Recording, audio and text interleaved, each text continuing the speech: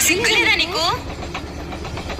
ఏం మాట్లాడుతున్నావు? ఏం మాట్లాడినావేంటి? నా లవర్తో తిరగడానికి సిగ్గుండాలి. ఎవరి గురించి మాట్లాడుతున్నారు అసలు? ఎవరి గురించి? నేను నా రమణ గురించి.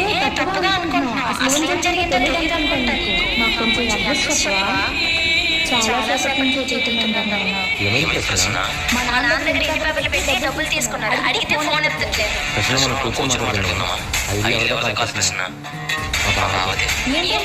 చెప్పేది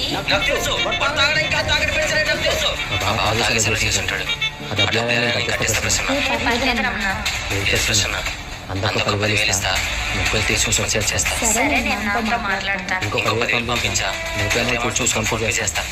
పర్లేదు రమణ. తను ఇదే అర్థం చేసుకున్నావా? మేము కలిసిన ప్రతిసారి నీ గురించే చెప్పావా?